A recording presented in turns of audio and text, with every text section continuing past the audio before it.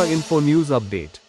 Tripura gorilla Returns demand committee আগামী 20 তারিখ আসাম আগরতলা জাতীয় সড়ক অবরোধ করবে। এই ঘোষণা আগরতলা প্রেস ক্লাবে অনুষ্ঠিত সাংবাদিক সম্মেলনের মাধ্যমে জানানো হয়েছে। রাজ্যে এবং বহিরাজ্যে জনসম্মুখে তুলে ধরার জন্য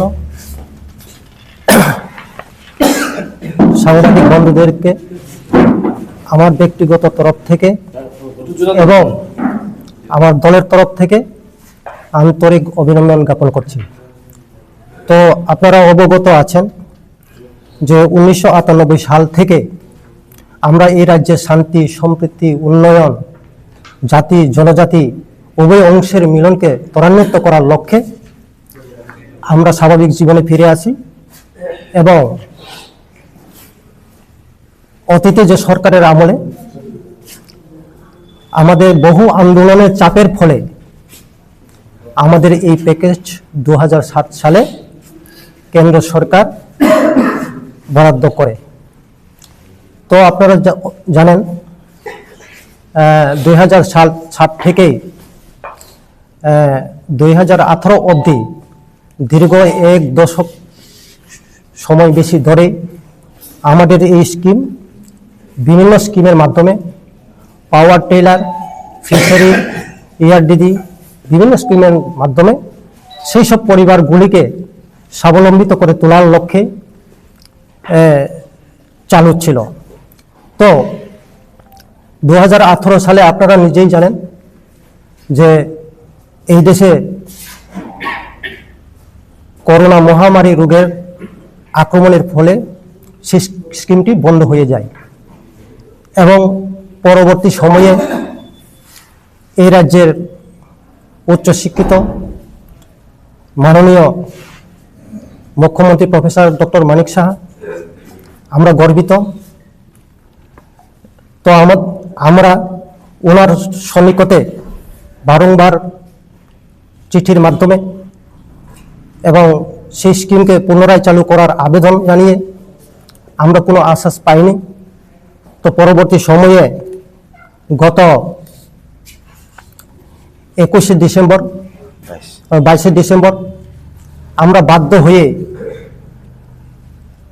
144 নং জাতীয় সড়ক পথ অবরোধ করে এবং সেই অবরোধের সময়ে জিরেমিয়া মহকুমা শাসক এবং অতিরিক্ত পুলিশ সুপার এবং ত্রিপুরা উপজাতি জনজাতি কল্যাণ দপ্তরের পক্ষ থেকে আমাদেরকে আশ্বাস দেওয়া হয় যে সেই স্কিম পুনরায় চালু করার জন্য সরকার প্রচেষ্টায় আছে এবং আপনাদের এই অবরোধটা প্রত্যাহার করে নিন। তো আমরা বাধ্য, আমরা শান্তি চাই এবং শান্তির পক্ষে আছি। তো পরবর্তী সময়ে উপজাতি কল্যাণ দপ্তরের 23 তারিখ বিকেল 3টায় আমাদের মোবাইলে মেসেজ দেওয়া হয় যে মন্ত্রী সহ ওনাদের সাথে আলোচনার বসার জন্য। কিন্তু অতি দুঃখজনক বিষয় এবং বেদনায়ক, আমরা মহাকরণে এবং ডিরেক্টর অফিসে যাই। তৎসময়ে মাননীয় মন্ত্রী, জনজাতি কল্যাণ দপ্তরের মন্ত্রী উনি উপস্থিত ছিলেন না। তো এখন পর্যন্ত আমরা তার কোনো সুরাহা পাইনি। তার জন্য আমরা দ্বিতীয় দফা কর্মসূচি হিসাবে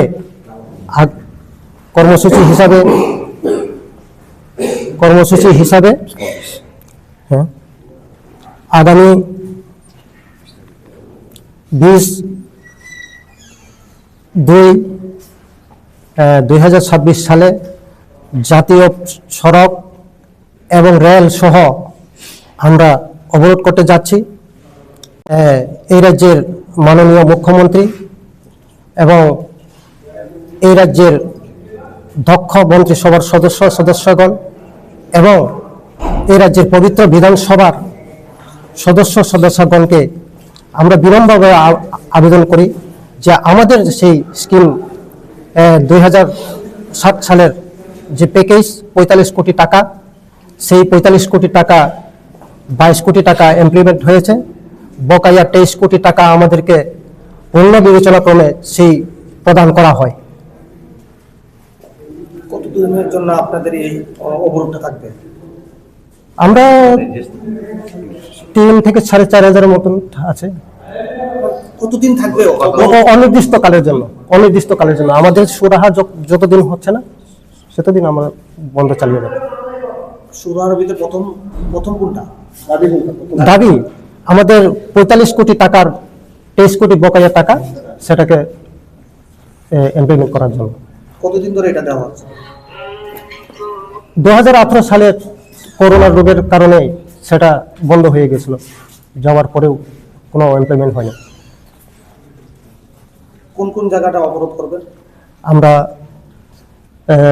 জাতীয় সড়ক, আসাম আগরতলা সড়ক এবং রেল।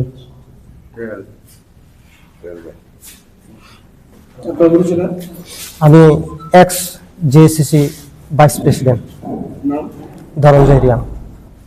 কেন আপনাদের এই দাবিটা পূরণ করা হচ্ছে না? আজকে এখান থেকে সরকারকে কি বলবে? তারা তো প্রতিবার কথা দিয়ে কথা রাখছে না, আপনারা বলছেন। হ্যাঁ। তো আজকে এখান থেকে বসে তাদেরকে কি বলবেন যে কেন কথা রাখছে না এবং তাদের কথা আপনাদের খিলাফ কেন করছে? তো আমরা সরকারের কাছে বিনীতভাবে আমরা আবেদন করছি, যাহাতে আমাদের তৎকালীন সরকারের জীবনযাত্রা মান উন্নয়নের লক্ষ্যে এবং আমাদের উত্তরসূরি যারা রয়েছেন তাদের জীবনযাত্রার মান উন্নয়নের সরকার আমাদেরকে প্যাকেজ ঘোষণা করেছেন, এবং দয়া করে আমাদের এই স্কিমটি পূর্ণ বহাল থাকে এবং চালু করার জন্য আমরা আবেদন থাকবো সরকারের কাছে। কতজন আছেন টোটাল আপনারা? আমরা 6 থেকে 6,500 মতন আছি পরিবার। সারা রাজ্যে? হ্যাঁ।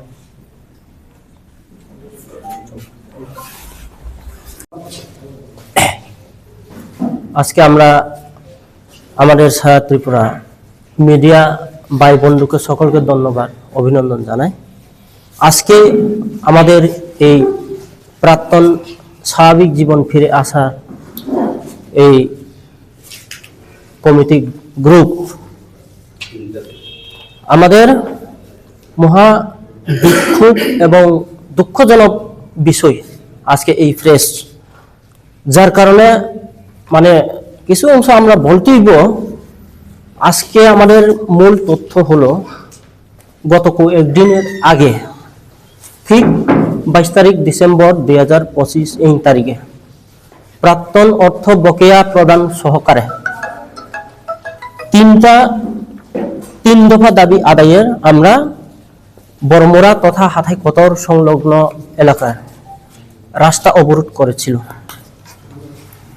ঠিক অবরোধ করার সময় আমাদের ত্রিপুরা সরকার তরফ থেকে এক প্রতিনিধি দল আমরা এখানে অবরোধকার থেকে গিয়া উনি পৌঁছেছেন। পৌঁছানোর পরে উনি আমাদের আশ্বাস দেওয়া হলো, উনি আশ্বাস দিয়েছি আমরা যে আজকে এই আন্দোলন প্রত্যাহার করিয়ে নেওয়ার জন্য আমরা আসতেছি। কি কারণে আমরা একটা তাদের জিজ্ঞাসা আমরাও এখানে যত লিডার ছিল সেই লিডার আমরা সকল মিলিতভাবে আমরা ওনাকে জিজ্ঞাসা করছিলাম। উনি কই আজকে যে তোমরা আন্দোলন 3 দফা দাবি আদায়, সে আদায় আমাদের উপজাতি কল্যাণ দপ্তর ত্রিপুরা সরকারের মাননীয় মন্ত্রী বিকাশ দেববর্মা মহোদয় উনি নিজস্ব আপনারা অনুরোধ করেছি, উনি চেম্বারে অফিসিয়ালি ভাবে মিটিং বসার জন্য আলোচনা করার জন্য আলোচনা টেবিলে যাওয়ার জন্য আপনারা অনুরোধ করেছি। সে অনুরোধ অনুসারে আজকে আপনি আন্দোলনটা প্রত্যাহার করুন। তারপরে আমরা আলোচনা বসার জন্য আন্দোলন প্রত্যাহার করে এসেছিলেন। আসার পরে ঠিক গত 23 তারিখ ডিসেম্বর 2025 এই তারিখের একদিন পরে আমাদের 3টার সময় বিকালের মিটিং ডাকা হলো।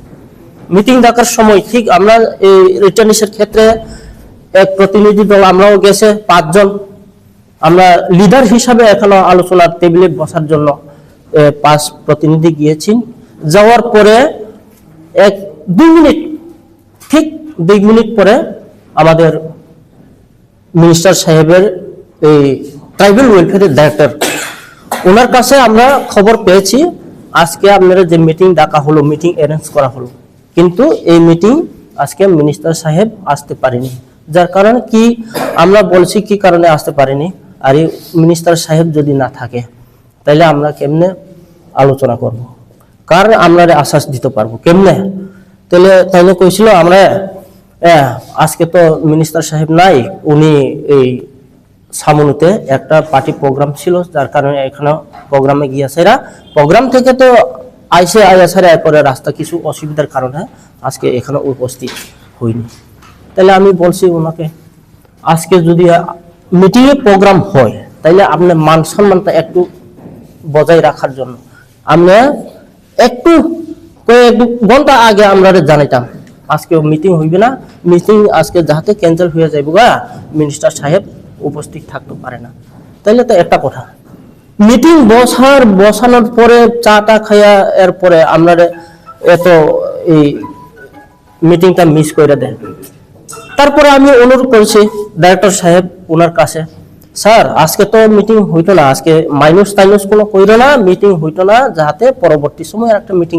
তারপরে কয়েকদিন পরে দেখতে দেখতে পুরা 15 দিন দেখছে, আবার 7 তারিখ জানুয়ারি 2026 এই তারিখে আমরা মিটিং আবার এখনো আমরা প্রেস মিট করেছে, আমরা তো সবাই জানে। করার পরে আমরা ডেডলাইন দিছে ওনার কাছ থেকে 15 তারিখের ভিতরে 21 জানুয়ারিতে 2026 এই তারিখের পর্যন্ত আমরা ডেডলাইন দিল। ডেডলাইনের ভিতরে আমরা ঢাকার মিটিং না করে তাহলে আমরা এই আন্দোলনে আবার যাওয়ার বাধ্য হবে। যার কারণে আজকের পর্যন্ত যে 7 তারিখের পরে আজকের পর্যন্ত কোনো খোঁজ খবর নাই, কোনো পদক্ষেপ নেই ত্রিপুরা সরকার।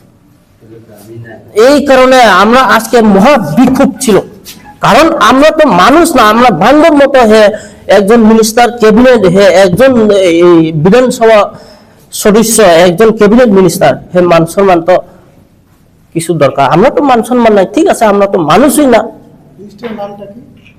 এই ট্রাইবাল ওয়েলফেয়ার মিনিস্টার মাননীয় বিকাশ দেববর্মা মহোদয়। এটা মানে গত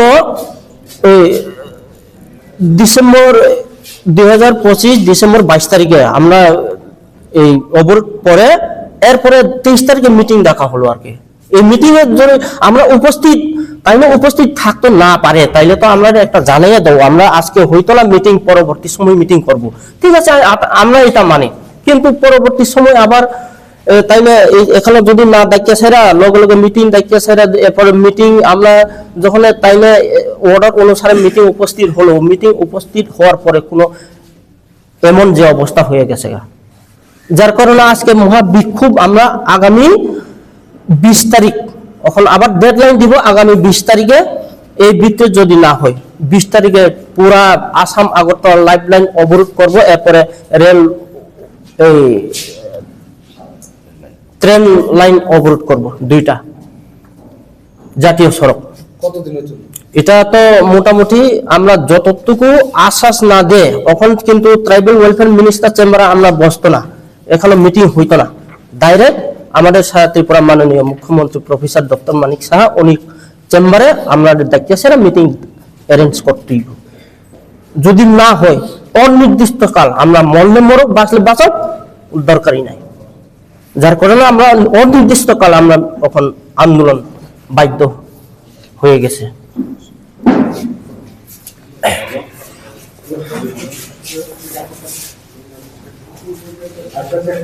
Subscribe to Tripura Info and press the bell icon so that you never miss any latest updates and news on Tripura.